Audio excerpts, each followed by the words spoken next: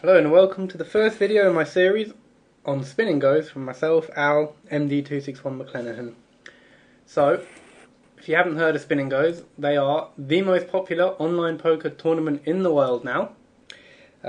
You buy in for $30 and your prize pool can be as little as $60 or as much as $108,000. So for a $30 buy-in, you can win $90,000, though you won't very often. And recreational players love it, and it's great fun.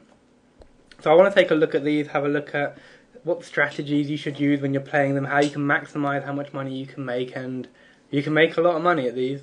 I have no doubt about it, you really can. So, won't delay too much, we'll get straight into the action. This video will take the format of reviewing a tournament that was played earlier, just so we can go through it, and I can talk a little bit more in depth at my own pace. Anyone who's been watching my videos over the years knows that I talk a lot. The number one request I have is less talk, more play. So we'll do that, and then we'll play a live tournament. So on the idea of more talk and less play, let's get on with it. Spin and Goes. Well, there's never been a game type like this before, and it was almost inevitable. What's changed? Well, recreational players are what drives online poker. People want to have fun. There's been a strong trend towards less players in the game and the game's going faster. It went from 9-man and 10-man being normal to 6-man to heads up being extremely big. It went from regular speed games to turbo speed games and then hyper turbos. And this is three-handed hyper turbo, but it's got another element in there which I think really appeals to recreational players. And that's at the start of each tournament, a spinning wheel appears with the different prize pools. So, for a $30 buy-in, you might be playing three-handed for a prize pool worth, in theory, up to $108,000. Most of the time, you'll be playing for a small prize pool worth $60, but it's a chance to hit it big and have a reasonable chance of winning it and not committing to anything more than a 5 or 6 minute game, which I think really appeals to recreational players. And that's good, because without the influx of recreational players, everyone loses. Recreational players don't have as much fun, they don't play. Professionals then can't make a living. Everyone sort of wins like this. It's a very high variance game, but that's not the way you should look at it as a professional. It's good, it can bring new players into the game, more people enjoy poker. It's a mixture of gambling and poker, and I think it's really good and it appeals well. So far, what I found is that there are a lot of people who normally play very low stakes games, who don't play very much, very recreational players who play these games, and they're looking to have a bit of fun, and they're looking to have a bit of a gamble. And that creates some very, very, very interesting strategic propositions. So, first hand, limping with Queen Jack off suit. You might say, what are you doing? Surely, you're on the button, you've got a hand that plays well, you're nice and deep stacked, surely you should be raising. But the one thing that I found with these games is that maybe 25% of the time, if you've got two recreational players in there, someone will just think, you know what, I'm playing this for a bit of a gamble. Why don't I just pop all my chips into the middle? Maybe if you've got a very small prize pool, they're not so committed to it. And 25% of the time, all of someone's chips end up in the middle, and if you're min raising, you're just going to have to fold. So I pretty much don't raise the first hand or the second hand, unless I'm happy going all in with it, because so often I'll just have to fold. Exactly like this. Now I'm not suggesting for a moment that someone's doing this with 2-7 off suit, but their range here can be very, very wide, 30% or so. So limping first in becomes a very useful strategy from the button. And by the same token, huge over re-raising is good. So they're both recreational players here, I don't recognise either of them as regs. Getting raised from the small blind, and you know what? If someone's looking for a bit of fun, looking for a bit of a gamble, they're probably going to call here with something like 10 king suited, ace rag, hands which I'm happy to get it all in against. So I'll either pop it all in or I'll raise a pot committing amount. With no joy. So there's been 3 hands, there's been 3 raises, and that's quite normal in these. It's a lot of fun. I really enjoy them. I haven't enjoyed poker like this in a long, long time. It really stretches your brain because you're dealing with such wide ranges and such different player types. Tough spot here, out of position. hand that doesn't necessarily flop well. You're either going to hit a weak top pair or a bottom pair or no pair at all. To the point that if I have a weak ace, I'm probably chucking it away. But if it's suited, well, I'll call, particularly if the players look like, it's a kind of loose game. So here's a tough one. If I've got any inkling that the player is tight, then I'll just call a couple of streets and inevitably let go of the hand. But if I think the player might be loose and a bit gamble happy, really I'm probably going to be check calling this one down to the end, and if he's got a better kicker, so be it. Most of the time, if you've seen someone raise a hand when they have an opportunity in this and then they raise the next hand, you can assume their raising range is going to be 70% plus. As it turned out, this player here says here he's only played 5 hands, but in those 5 hands he raised first in 100% of the time, a 100% steal from the button range, a 100% steal from the small blind range, a 100% c-bet flop, a 100% c-bet turn. So, turned out that he was quite aggressive, but just seeing that if someone raises at every opportunity pre-flop, and straight away if they're a recreational player saying, I think he's going to be really aggressive, is actually backed up by the evidence. Not just of this player, but generally. So, no point checking. He could have a wide range here. The overbet is often a sign of someone trying to bluff. No reason to check raise. My hand is not vulnerable. I'm going to get beaten by all the bet hands, and I'm going to be able to get value from a king anyway, just by check calling. If he keeps betting, check calling, or betting the river if he checks behind after me on the turn, and by just check calling, I keep the opportunity in there for him to keep bluffing with random hands, pocket eights, 10 jack, 10 queen. I know it doesn't necessarily make logical sense for someone to keep doing that, but that won't stop people doing it. Not in these games.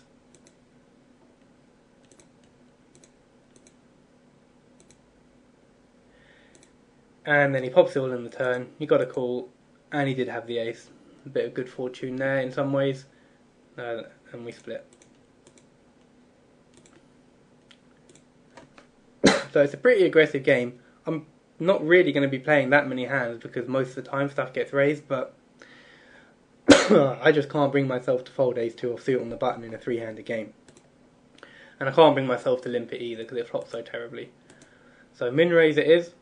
And let's think, what have we learnt about this opponent? Well, he appears to be quite aggressive. Yes, he had top pair the time before, but notice he just rammed in big bets with that top pair. He was loving it. He was absolutely overjoyed to have top pair, even though his kicker was weak. No thought of slow playing it, nothing like that. Big bets with a hand. Looks pretty aggressive, so here, I'm happy slow playing. The way I see it, if I check behind, there's a good chance he bets the turn with whatever he has. So if he has something like 7-10, then if he bets here, and I just flat, he's only got 6 outs to outdraw me. He's hardly ever going to outdraw me, yet he's often going to put in a couple of barrels. So he could have a range of hands which includes Jack-6 suited, 5-7 off. All of those hands I might be able to get value from, and they only have 6 outs against me because of the player type that he is. He's got a very high aggression factor here of 6. So I'm happy checking behind. Against a more passive opponent like the other opponent here, I don't expect him to bluff if I check. And I do expect him just to fold if he hasn't got a hand. So I would just c-bet against him. I'd just put in a standard continuation bet and look to take down the pot. Because if a passive opponent starts betting into me on the turn, I can't be so sure that I'm ahead. Whereas if I bet the flop, he'll fold if he doesn't have a hand, and I protect my hand against his 6 outs. So against a passive opponent, I'm c-betting. But against a loose aggressive player, I'm gonna call this one down. I'm gonna try and induce some bets. So he bets there. Just simply call. Hope that he bets the river. He doesn't. So now I'm thinking, well, if he's not bluffing, maybe he's actually picked up a hand. The line that he's taken is not common with a straight or a flush. He would, if he'd bet the turn with it and not slow played on the turn, he would have bet the river with it. So I'm thinking maybe he's got a king and he's worried about the ace. Maybe he's got a 9, or maybe he just had a gut shot and he didn't hit. Either way, I expect a recreational player not to fold to a half pot bet with either a 9 or a king. And he does fold. So maybe I was wrong, or maybe he didn't have anything he could call with. So he raises again. Not really a surprise. He's raised every single time he possibly can. So I'm reshipping again because the kind of recreational player who's raising every hand is going to overvalue a lot of weak aces and a lot of hands like that. I wouldn't be surprised to be called with Queen 10 suited here, Ace 2 off, You kind of see all sorts in these games. Yep, 8-10 offsuit for 18 big blinds when being 3-bet. Seems crazy, happens pretty often in these. It's just the way that they play it. It's the kind of players who'd like to play them. They don't want to fold, they want to see if they win. They're up for a bit of a gamble. Hence why there's the value in reshipping it instead of non-all-in 3-betting. Probably see a call like this once every 7 or 8 games. So, considering there's only 3 players in each game, only 2 opponents, that's probably quite revealing. So get the heads up. I've done something quite clever with my HUD. Well, clever by my standards, probably a lot of people can do it, but I have the overall HUD stats displayed, so I get an overall view of what he's like. And I include the two-handed stats, and I also have this little heads up one, which tells me just how often they raise and limp, and how often they play in the big blind, how often they fold or 3-bet or raise my limp. So as I build up heads up hands, I can get an idea of how they're playing heads up. But when I don't have any heads up hands, I still get to see their overall statistics. Now, up until this point, if we look back at the stats when it was 3-handed only, at this point, he was looking pretty passive and relatively tight. Hadn't raised a hand, well, apart from the one where I limped right at the start. Folded on the flop every time, low VPIP. So at this point, my HUD would have read that he's quite a tight passive player. So what's my approach going to be? Well, if I expect him to fold a lot, please ignore the fact that the stats prove that he was not tight and passive in heads up. But I expect him to fold a lot from what I've seen so far. Therefore, if I'm going to play a hand and the hand doesn't flop well, it makes sense for me to raise to take advantage of the fold equity. So if I have a hand like King 3, Jack 2 suited, 5-9 off, hands which are, near the bottom of the range that you're going to play, it makes sense to raise them for fold equity. But if I have a hand that flops well if I min raise, chances are he's going to fold, and I don't want that. So I'm going to be very inclined to limp hands like 7-10 suited, 8-10 offsuit, Queen 8 offsuit, 10 Jack suited. Those kind of hands, I'm actually going to look to limp to try and keep as many hands in his range in there as I can when I'm in position, relatively deep stacked with a hand that flops really well. So 3 King offsuit doesn't flop well, standard spot to raise. And decide to check here. Now, if I had more hands on the guy and I knew he was tight and passive, I'd probably just choose to c-bet. But I only had 5-6 hands on him at this point. He was in a way forced to be relatively tight by the third player who's been knocked out being a little bit crazy and very aggressive. So I look at this board here and I look at the texture and I think, well, he probably would have 3-bet with an ace. There aren't many 4s in his calling range. You'd expect him to fold a lot of the 4s. And so the only hand I'm really worried about is a pair of 8s. Now, if I bet, I can't get called by a worse hand, apart from maybe 5-6, 5-7 or 6-7. So, if I bet and he check raises, I have to fold. If I bet and he calls, I have to assume I'm beating him. As soon as he bets, I'm going to have to fold. But if I bet, I expect him to fold if he has nothing. Well, what if my opponent is not looking to play straightforward? What if now when he's got the heads up, he's looking to play aggressively? If I check behind, he might decide to bluff with his whatever he's called with, 10 Jack offsuit, Queen 6 suited, 9-10 offsuit. Maybe he picks up a gut shot on the turn. If the turn's a 6 and he has a 7 or 9-10 and he decides to bet, I can get a lot of value from hands that don't have many outs by slow playing here. And the advantage is, the only hand I'm really worried about him having is an 8. If he has a pair of 8s or a pair of 4s, he's only going to bet once because an overcard is going to come. If I check here and the turn card is say a 10 and he bets with a pair of 8s and I call, he's probably not going to bet the river because it's too thin for value. He'd be too worried about being beaten. So when I'm beaten, I generally will only get bet against on one street. And if I'm not beaten, he's much more likely to barrel twice. If he has 5-6 offsuit and he bluffs the turn, chances are he's going to bluff the river as well. So I get more chips in the pot from my opponent when I'm ahead and less chips in the pot from me when I'm behind. So it works pretty well in that sense. So I'm happy checking behind. If I knew someone was passive, I would bet the flop because I know they won't bluff. If I know someone's aggressive, I'm checking behind that flop all day and all night. And then put in a small bet. Ignore the fact that he check raises and question what's the purpose of the small bet. Why size it like that? Well, if he calls here, I can pretty much put him on a weak pair or a draw. And I want to make sure he does feel comfortable calling with gut shots. So if he calls here, I'm going to put him on a pair of threes, maybe a pair of fours. He probably would have bet the 8 on the turn. So maybe pair the threes, pair the fours, gut shots like a 2 or a 5 or a 2 or a 5 or a 6-7 or something like that. Or a flush draw. And he's just called here, so clearly if he check calls here, he's not going to have a strong hand. River card comes out and it's a queen and he bets. Well, by him just check calling this turn, he's basically said I've got a very weak pair or a draw. Now if none of the draws come in and he bets that river, he wouldn't choose to just bet out on that river after check calling the turn with a pair of fours. It wouldn't make any sense the way he's played it. Therefore I know that whatever he bets on that river, if it's a brick, if it's like the queen of clubs, I'm going to happily call him off because most of his range will be missed draws. That's why I like this bet sizing. It's not necessarily the most profitable move on the turn, but it sets up a very profitable river. And instead he check raises, so readless, I'm just going to assume he's got me beaten. Maybe he's picked up a straight. With these pot odds, 5.5-ish to 1, I can't fold because I could pick up a set or 2 pair. And he checks the river, and I'm just going to check behind. I've got a showdown value. I'm not going to try and make him fold anything better. Doesn't really work against recreational players. I'm just hoping that maybe he made a random move on the turn and I'm ahead. And he did have an 8, and that's a really strange way of playing it. So he raises here, King Jack suited, fantastic hand heads up. I see too many people, recreational or professional, reship this hand. Makes no sense. I understand reshipping Ace King, Ace Jack, Ace 10, because you expect to get called by a lot of hands like Ace 2 and Ace 3 here. And your hand doesn't flop necessarily that well. But King Jack is just fantastic. You small 3-bet, if he ships, you've got the pot odds to call. Very few hands dominate you. Ace King, Ace Jack, King Queen, and obviously pocket pairs, Jacks plus, a fraction of anyone's range. And you might encourage someone to go over the top with a hand that's worse than you, like Jack 10.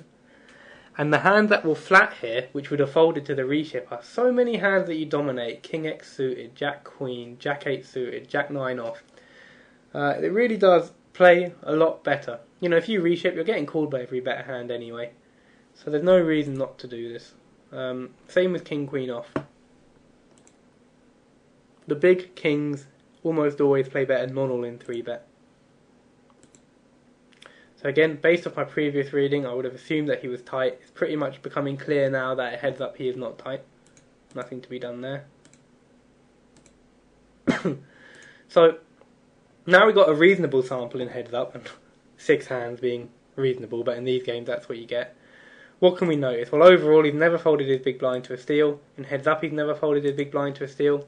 He's 3-bet half the time and he's raised a lot of limps. My hand flops well. I want to see a flop.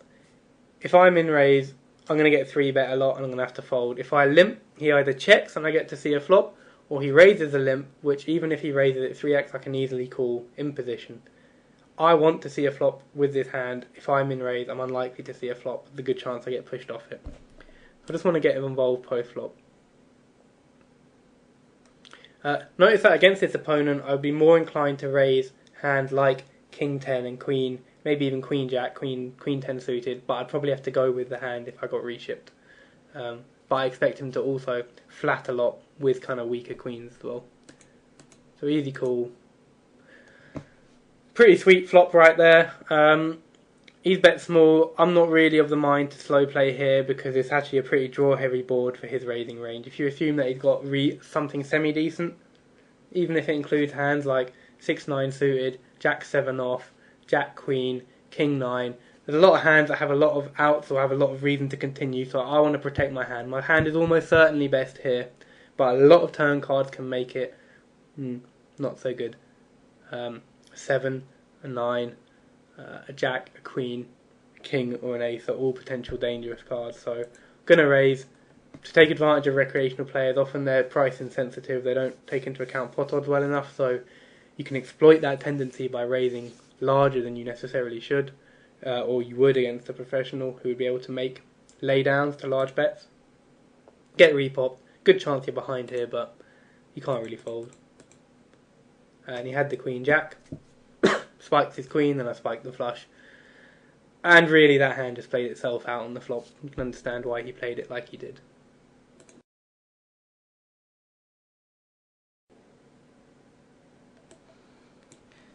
So, thought we'd have an example playing on live. What does my HUD tell me? It tells me we've got a recreational player on the button, someone with blocked statistics in the small blind, so he's probably some kind of reg. So 2 or 3x, Jack 9 offsuits, easily good enough. People are very aggressive early on, so I have no problem with that. He's checked behind on the flop. There's a good chance that he has an ace. I don't necessarily think that I have a lot of fold equity, what with the club draw coming out. So if that had been a nothing card, I probably would have decided to lead to try and generate some folds, but now I'm just looking to check down. The ace on the turn, I won't be looking to barrel twice because the ace is likely to have hit his hand and he's likely to flat that turn with a lot of club draws.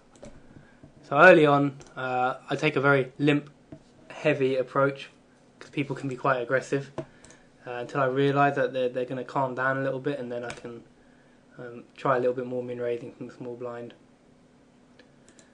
So here, when he calls, I'm going to put him on potentially some overcards, a lot of pairs of 3s and weak 5s, and some gut shots. I don't expect to be able to make many of those fold.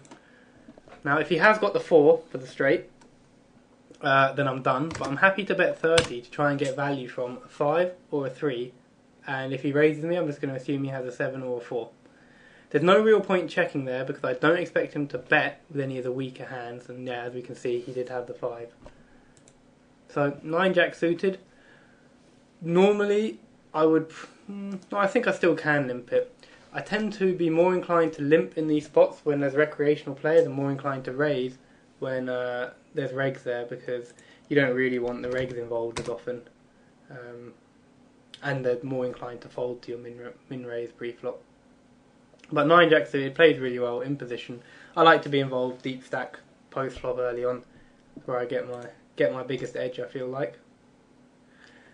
And here, this is quite a connected board for a buttons limping range. I don't expect to be able to make people fold that often. So even though I've got bottom pair, it's just going to be a case of check and let it go. Turn card's fairly poor as well, so I'll just be leaving this. Even though I do in theory have some pot odds, there's a chance that I'm close to dead, so just going to have to let that hand go. So turn had been a kind of really brick card, I probably would have let out then because it would seem reasonable that I might be ahead. So his opponent doesn't seem that aggressive, so it's reasonable to think that he could have some folds in his range, so now I'm either going to fold or min raise this hand. Certainly doesn't flop well enough for me to limp it, especially because he hasn't got a particularly high fold to flop afterwards. So we've actually got a situation where we've got a couple of relatively passive players.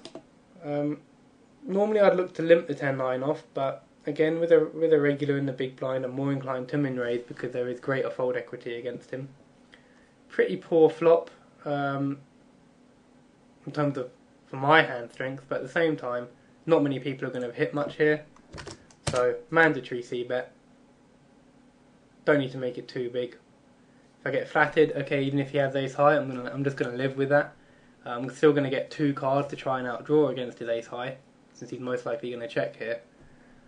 He could also have a king, obviously. Either way, I'm done with the hand here. I'm playing the board. I was pretty much done with the hand on the flop, to be fair, once he called.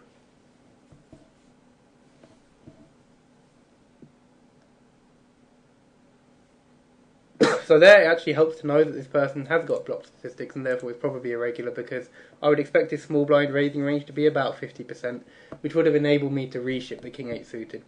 If I didn't think he was irregular and he's a recreational player, I'd be more inclined to limp, to call him in raise, because, well, I have greater value post flop playing that in position in that spot. So here, if I'm in raise, I expect to get flattered a lot, because this guy hasn't 3-bet at all, but he has certainly called a lot. He hasn't folded his big blind much. Got a stat here, VP1R, which says 100, which is the percentage of the time that he voluntarily puts money into the pot when someone else has raised it first. So he's not afraid to call small raises. Being out of position, that makes me lean more towards shipping, less towards a small raise. Though small raising would also be an acceptable option.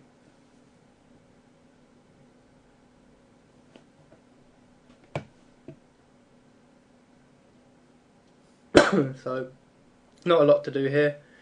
This guy's aggressive, but not extremely aggressive, and either way he's 3x'd in. I've got 7-4 offsuit. I would have flatted there if it had been min raised.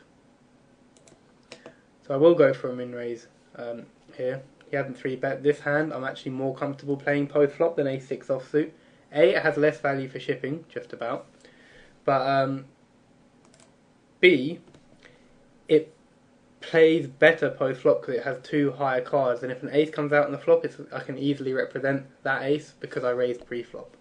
So it ships less well, the 8 king suited slightly, but it plays better post flop. So I'm more inclined to min raise that hand. And now that I can see that he can fold post flop, I'm going to be more inclined to raise this. If he had flatted me last time when I min raised the 8 king, I'd have thought, you know what, he's flatting quite often. I'm just gonna limp it because I don't have the fold equity. And here I'm raising it to 3x because this person has shown that he can reship over a 3x raise, and I'd rather him feel like he has to ship or fold rather than calling being an option when I have ace 10. And the same here. His range, he hasn't raised much from the small blind, so you've got to assume that there's a good chance he might call me there. So I'm just reshipping the ace jack suited. I'd expect to get called by any kind of weak ace there.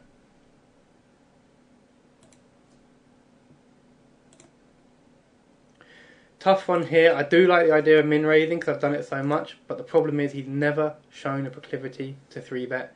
You combine that with his low aggression factor, and he looks like the kind of person who will call with a lot of the hands that he would call a ship with. So there with that queen jack, his low aggression factor suggests to me that if I'd have min raised, he'd have flatted with the queen jack.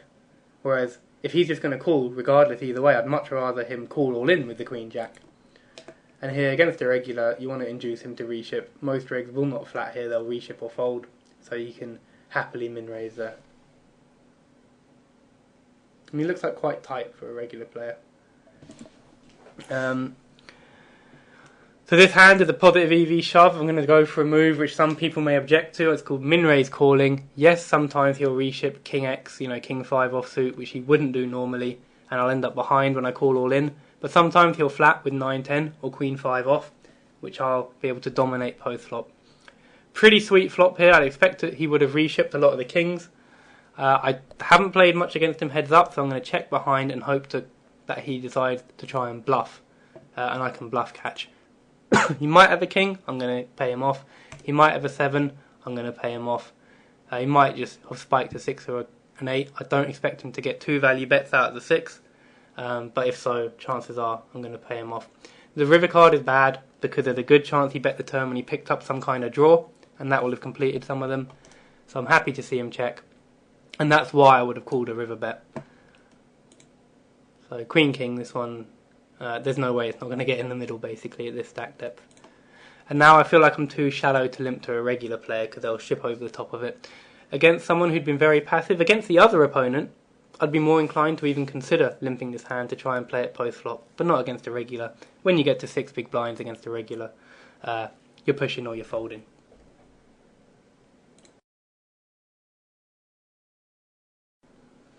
So, what conclusions can we draw from these spin and goes, other than the fact that this is the direction online poker is taking, and it's quite a fun direction?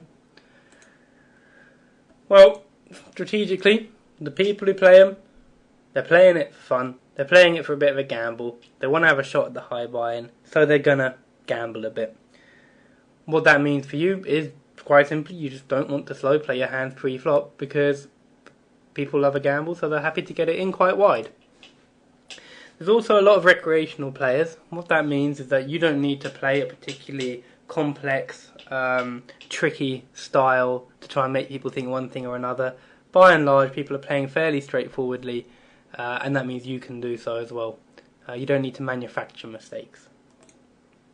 And they're great fun. And I don't just mean if you're a recreational player.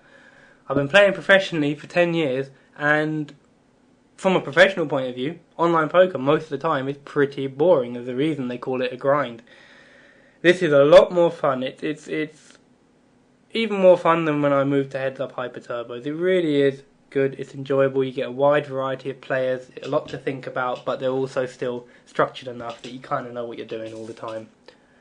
And if anyone wants to look to learn them, don't hesitate to let me know. This game type is such that there hasn't been anything like it for a while. I'm expecting something like $120 to $150 hourly rate on these, just based on the state of the games at the moment, and unfortunately I haven't been able to get that for a good couple of years, so this is a nice change. So I hope you found the video enjoyable. I'll probably do another video or two on Spin and Goes, but for now this is Al, MD261 McLennan, saying bye bye.